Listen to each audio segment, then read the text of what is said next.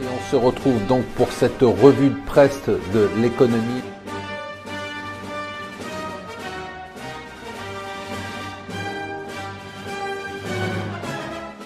Bonjour et bienvenue sur Mon Financier pour la revue de presse de l'Écho. Nous sommes le jeudi 1er décembre, ça y est c'est parti, vous allez pouvoir bouffer vos chocolats dans votre calendrier de l'Avent. Alors, ça y est, nous on vous l'avait dit, on l'avait annoncé, il y a eu deal de l'OPEP. Finalement, l'Arabie Saoudite a fait entendre raison à l'Iran et l'Irak. L'Irak, maintenant, c'est la même chose. Alors, on sait que cet accord ne sera pas respecté.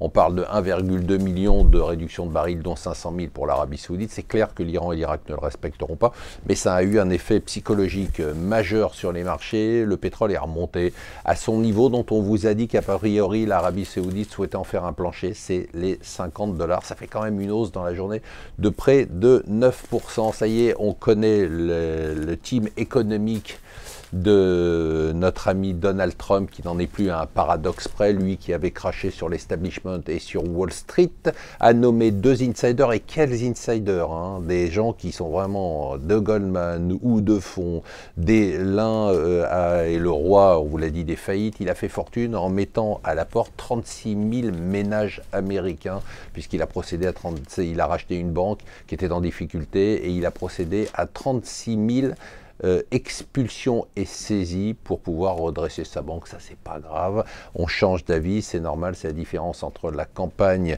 et la présidence. Par contre, ils ne changent pas de programme, les deux gars ont annoncé qu'ils allaient appliquer le programme de Trump, c'est-à-dire baisser les impôts et faire des États-Unis un paradis fiscal. Ça, c'est le premier élément. Et surtout, arrêter ce que Stéphane Mnuchin a appelé les relations stupides avec la Chine, donnant. Pourquoi on serait ouvert vers la Chine alors que la Chine, elle, mène un protectionnisme féroce? Donc ça sera donnant ou ça ne sera pas.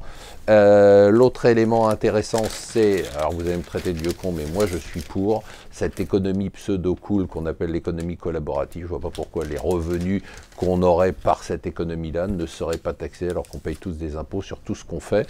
Et donc hier, la commission des finances a voté le fait que ces sites devraient déclarer au fisc eux-mêmes directement les revenus des gens qui en profitent. La première idée, je vous rappelle, c'était qu'elle indiquait aux gens qui en profitaient qu'ils devaient déclarer leurs revenus au fisc. Bien évidemment, personne ne l'aurait fait. Et donc, c'est une bonne mesure. Alors, c'est marrant, on n'apprend absolument pas de ces expériences et de ces leçons. On sort d'une période où on vient de nous expliquer qu'on s'est planté avec les sondages et les médias sur le Brexit, sur Trump, et plus récemment et plus proche de nous, sur Fillon.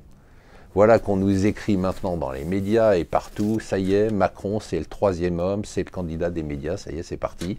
Crédité de 12 à 17%, c'est l'homme qui va créer la surprise. On disait exactement ça de Juppé, donc voilà, ça y est, c'est le nouveau candidat et c'est reparti. On apprend aussi que François Hollande est prêt à y aller et tenez-vous bien, il aurait décidé d'y aller sans passer par la primaire. Voilà, c'est très sympa tout ça.